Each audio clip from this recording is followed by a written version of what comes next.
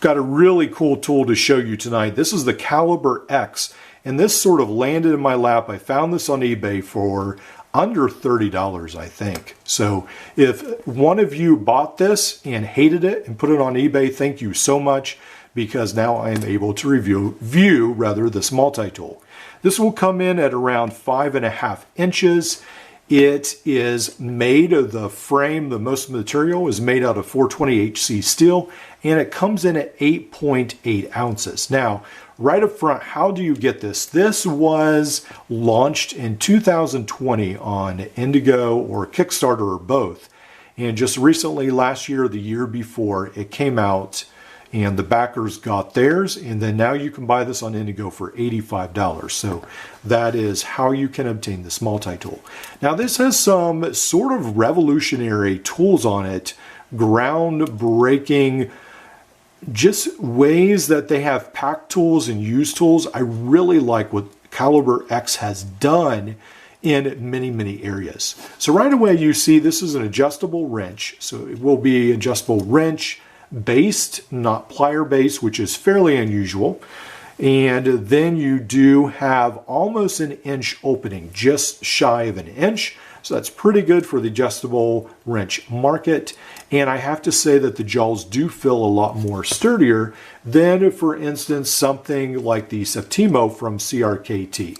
So there are several other adjustable wrench multi-tools out there, but this, from what I can see right now, is one of the best designed. This does also have a hammer head, so that's pretty cool as well that you can use that. And I like that with the adjustable wrench, they haven't wasted the space, they've used it, and that's really neat. Now on to the other side, the one side of this tool. It does have two sides, even though it doesn't have a plier. Any pliers. These handles do not come apart, but you can access them from both sides. You have an S30V knife, and this is locking. It's got a frame lock. So you have got a combo knife, and I really like the shape of it. And then I know there's probably a better way to unlock this, but right now all I can see is just pulling on the frame to unlock it. So if you have this knife, please let me know, and I would be happy to learn a better way to unlock these blades on this side. And then there is the saw, and then the rope cutter, and then the wood chisel rather. Now on my particular version, and maybe this was an early release model, I don't know, the wood chisel doesn't seem to have a blade. It seems to be more like a almost pry bar or a screwdriver. It seems like they coated these with black textured material that when I did accidentally drop this on the ground, it did sort of scuff up. I think maybe right there you can see. So I wonder if some of that got on the edge and got in the way of the cutting edge, but I'm not sure. So you will probably have to sharpen your chisel once you get it. And then one of the very unique tools is this tool right here, which does not lock, but it doesn't really need to. You have a center punch, a detachable center punch, and this is really cool. You can go ahead and use it like so, and then hammer the end on it if you need to use a punch. And I really like that design where you can, they're not tied into the frame, but you can remove tools from the frame and put them back in. So even like a micro screwdriver would be really cool to have if you could remove it from the frame. Here's a ferro rod. Again, you can use this and then use the knife or whatever you want to scrape it to start a fire on the ferro rod. So that is a very cool option. Now, a lot of people complain that the Leatherman Signal, their ferro rod is too short. I think it's going to be a lot harder to complain about the Caliber X because it is over 2 inches long. So that's a fairly good size for a ferro rod. Now on the other side of the tool, we have some more unique features. And before we look in depth at them, on the inside, you can actually store several bits for the driver. So that's pretty cool. 1/4-inch bits, right, like so. Now on this side we have a file, and again it does seem like It looks a little bit unfinished. Again, this may be an early version, but I do applaud them on their engineering of the tool, but not all of the parts may be up to spec of what some people are used to. So this does seem to be more like a diamond file. On this side, I believe it is marketed as such. And then on the other side, we have an awl. And that is unique as well.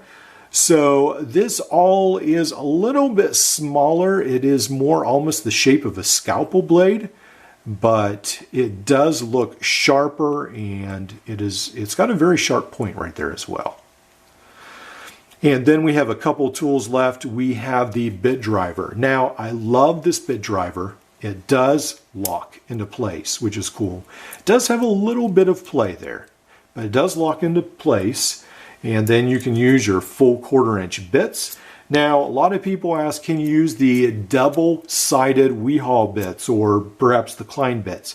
I don't think you can on this because, again, I don't think there's space. So it will just be 1/4" bit compatible, I believe.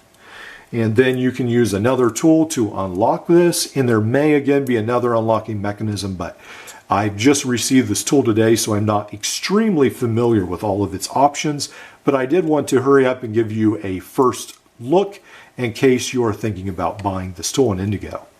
Then there is the can opener, and it looks like it has a wire stripping notch, except there's no blade there, I don't see. So they label this as a wire bender, so maybe both of those are wire bending notches, which is a little unusual not to put an edge on that wire stripping notch. And then this right here is your pry bar. So that's unique to label that as a pry bar. And also it is your way to use this system with this clip. And then now you can go ahead and attach this to your belt or your pack, and then this goes ahead and locks into place. So instead of a pocket clip or a pouch, it comes with this, which is a different way to do things, but perhaps it will be appreciated by many people. So that is one way. This, let's see, I guess I have to get it around like so. There we go. But a very unique tool set. So I'm very intrigued with it. Now, like I've mentioned, there are a couple of things like this right here. I don't understand why I can't get the bit driver closed when it would have taken perhaps a 1/16, 1/8 of an inch difference to get that closed. Surely they could have made the handle just a tiny bit shorter. So that's one of the things I don't quite understand. If I was to use this tool full time, I think I would probably shave off the end of the bit. And in the pictures, they actually show it carrying a bit and it closing all the way, but in mine it does not. So just be aware there may be some things like that where it's a little bit off or a little bit different than what you were expecting. Again, the wood chisel is a little bit, it's not sharp, but overall, I think Caliber X has done an excellent job in really innovating. They have tried desperately to change and make this unique, and I think they have definitely done that. And I think this is a very good tool set, especially with that locking bit driver. Let's go ahead and see, because one of the things I ran into with another one is after which actually was the True Utility Titanium version, was the locking bit driver doubled over after I put some stress on it.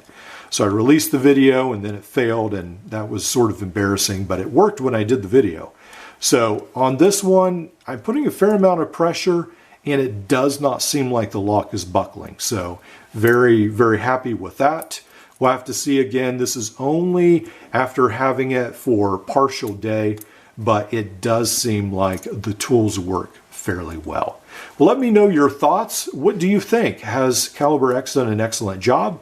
Or is this something that you'll move on? All right, I'll see you in the next video.